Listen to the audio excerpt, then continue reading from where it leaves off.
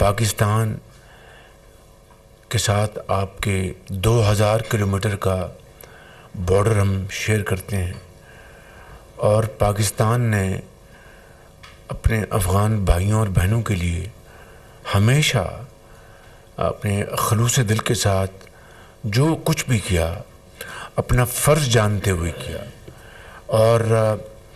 باوجود اس کے کہ ہمارے اپنے وسائل جو ہیں وہ لامحدود نہیں، محدود ہیں، اس کے باوجود 40 لاکھ افغان یہاں پر پاکستان کے یہاں پر دہائیوں سے یہاں پر رہے، اور ان کے لیے تمام ہم نے بندوبست کیا۔ ہم اپنا جو بھائی چارے کا جو رشتہ ہے اس کو ہم قائم رکھیں گے، لیکن اب اس کے نتیجے میں جس طریقے سے وہاں سے جو دہشت گرد افغانستان سے آپریٹ کر رہے ہیں ان کو کھلی چھٹی ہے، اور وہ نہ صرف پاکستان کے اندر بے گناہ شہریوں کو شہید کر رہے ہیں، افواج پاکستان کے جوانوں اور افسروں کو ان کو شہید انہوں نے کیا، ہمارے جو لا انفورسنگ ایجنسیز کے پولیس کے جوانوں افسروں کو ان کو شہید کیا، عام شہریوں کو۔ تو اب جو حالیہ واقعات ہوئے ہیں اس سے یقیناً صبر کا پیمانہ لبریز ہو گیا۔ اس سے پہلے ڈپٹی پرائم منسٹر ایک سے زیادہ مرتبہ جا چکے، کابل ڈیفنس منسٹر ایک سے زیادہ مرتبہ کابل جا چکے، اور دوسرے جو آفیشلز ہیں وہ کابل گئے اور ان کے ساتھ بڑے اچھے طریقے سے بات چیت کی کہ دیکھیں ہم دو ہمسایہ ملک ہیں، ہم نے قیامت تک یہاں پر اسی طرح رہنا ہے۔ اب یہ ہمارے اوپر ہے کہ ہم کس طرح اپنے معاملات کو باہمی مشاورت اور رضامندی سے طے کرتے ہیں تاکہ امن قائم ہو اور خطے میں ترقی کا جو دورہ ہے وہ شروع ہو۔ بدقسمتی سے تمام کاوشوں کے باوجود یہ نہ ہوا، اور مکمل طور پر ہندوستان کی شے کے جس وقت یہ حملہ ہو رہا تھا پاکستان کے اوپر تو ان کے جو وزیر خارجہ متقی وہ دہلی میں تھے۔ یہ سب بات آپ نے اس کی تصاویر بھی دیکھی ہیں ٹیلی ویژن پر، اخباروں میں۔ تو ہمیں پر مجبوراً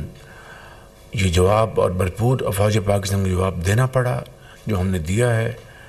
اس کے بعد انہوں نے کہا کہ ہم سیز فائر چاہتے ہیں، انہوں نے درخواست کی۔ کل ہم نے فیصلہ کیا کہ 48 گھنٹے کی جو وقتی یعنی انٹرم سیز فائر ہم کریں گے۔ 48 گھنٹوں میں اگر وہ جو ہماری جو بالکل جائز شرائط ہیں اس کے اوپر وہ بات چیت کر کے معاملات کو طے کرنا چاہتے ہیں تو ہم اس کے لیے تیار ہیں بالکل۔ یہ پیغام ان کو کل دے دیا گیا۔ اب دا بال از ان دیئر کورٹ۔ اب انہوں نے اگر واقعی وہ سنجیدہ ہیں، واقعی وہ سنسیئر ہیں، تو میں سمجھتا ہوں کہ وہ ان کو پھر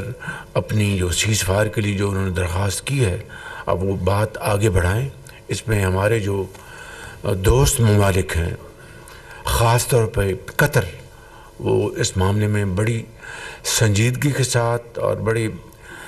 دل کی گہرائی کے ساتھ وہ اس معاملے کو طے کرانے کے لیے وہ کاوشیں کر رہے ہیں۔ میں جب شرم الشیخ میں تھا وہاں پر میری قطر کے امیر سے ملاقات ہوئی اور انہوں نے بڑی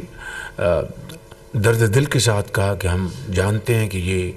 یہ بالکل یہ نہیں ہونا چاہیے تھا، یہ جو حملہ ہوا آپ کے خلاف، اور لیکن ہم چاہتے ہیں کہ اس معاملے کو طے کرائیں، اپنا ایک رول جو ہے وہ ہم ادا کرنا چاہتے ہیں۔ تو یہ میں سمجھتا ہوں کہ لیٹسٹ صورتحال ہے۔ یہ معاملہ دیر پا بنیادوں پر وہ طے ہو جائے، فتنہ الخوارج کا خاتمہ ہو، نہ کہ ان کی ٹیریٹری ان دہشت گردوں کے استعمال میں آئے۔ تو یقیناً ہمارے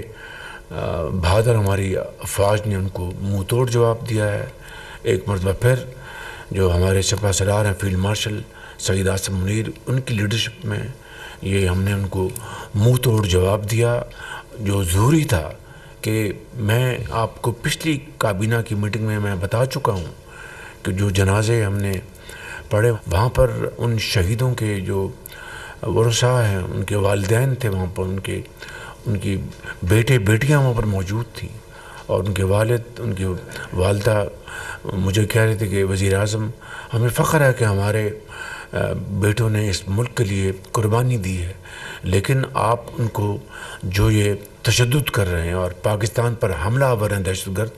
ان کا خاتمہ کرنا انتہائی ضروری ہے۔ اور وہ درد دل سے یہ بات کر رہے تھے، یہ پوری قوم کی آواز تھی۔ مگر سوال یہ پیدا ہوتا ہے کہ جب پاکستان کے اندر 2018 میں یہ فتنہ الخوارج کہیں یا دہشت گردی کہیں، اس کا مکمل خاتمہ ہو چکا تھا، تو پھر کیا وجہ ہے کہ دوبارہ یہ اس فتنے نے سر اٹھایا؟ وہ آپ کو اچھی طرح علم ہے کہ اس وقت کی حکومت نے ہزاروں ان دہشت گردوں کو دوبارہ کھلی چھٹی دی اور ان کو خوش آمدید کہا پاکستان میں، اور یہ بنیادی وجہ ہے کہ اس فتنے نے دوبارہ سر اٹھایا۔ یہ جو سیز فائر افغانستان حکومت کی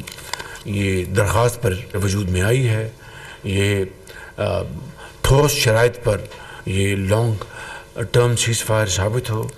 لیکن اگر یعنی صرف وقت بائی کرنے کے لیے کیا، ٹائم بائی کرنے کے لیے کیا ہے، تو اس کو ہم قبول نہیں کریں گے۔ شرم الشیخ میں الحمدللہ جو سیز فائر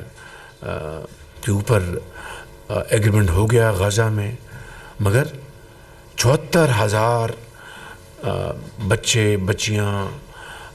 جوان، مائیں، بہنیں، بیٹیاں، بزرگ شہید ہوئے۔ اور جب یہ سیز فائر کے لیے اسلامی ممالک جس میں پاکستان بھی شامل ہے پوری طرح اپنے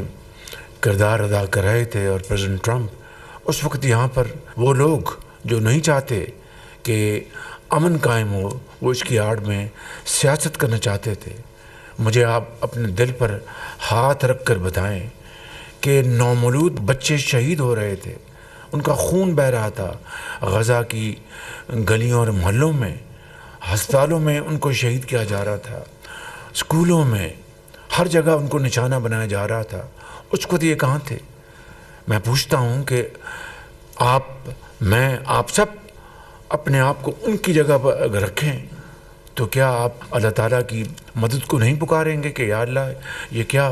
ظلم ہے کہ میرے لیفٹ دائیں بائیں بچے اور بچیاں شہید ہو رہے ہیں، ان کو کوئی بچانے والا نہیں؟ یہ جاتے جا کے اوپر جنگ بند کروا لیتے، جنگ رکوا لیتے، وہ خون جو بہہ رہا تھا اس کو بچا لیتے، اس کو رکوا لیتے، تو ہم سب ان کو سلام کرتے۔ مگر اس کی آڑ میں سیاست کرنا، یہ کہاں کا اصول ہے؟ یہ کہاں کا انصاف ہے؟ یہ کہاں کا اسلام ہے؟ یہ کہاں کی برادری ہے؟ یہ کہاں کی بھائی چارہ ہے؟ تو میں سمجھتا ہوں کہ آج اگر وہاں پر خون بہنا بند ہو گیا ہے تو یہ بہت بڑی اچیومنٹ ہے، اور اس کے لیے میں پھر ایک مرتبہ پریزیڈنٹ ٹرمپ کو اور تمام اسلامی ممالک جنہوں نے اس میں اپنا کردار ادا کیا ہے، خاص طور پر قطر نے، سعودی عربیہ نے، ایجپٹ نے، جارڈن نے، اس کے علاوہ UAE نے، ترکی نے اپنا بھرپور رول ادا کیا، اور معاہدے جو سیگنیٹریز ہیں وہ پریزیڈنٹ ٹرمپ کے علاوہ ترکی، ایجپٹ اور قطر، یہ 4 ممالک سیگنیٹری تھے، اور پاکستان بھی اس میں شامل ہے، انڈونیشیا بھی اس میں شامل ہے۔ ہم سب نے مل کر جو اپنا جو رول ادا کیا ہے، پاکستان نے اپنا فرض اس کی ادائیگی کی ہے، اور اس کے لیے جو کچھ بھی ہم نے کیا وہاں پر نیو یارک میں میں تھا، ڈپٹی پرائم منسٹر تھے، پھر واشنگٹن میں میں تھا ان کے ساتھ، پریزیڈنٹ ٹرمپ کے ساتھ فیلڈ مارشل تھے، ہم سب نے مل کر اپنا رول ادا کیا، اور آج الحمدللہ وہاں پر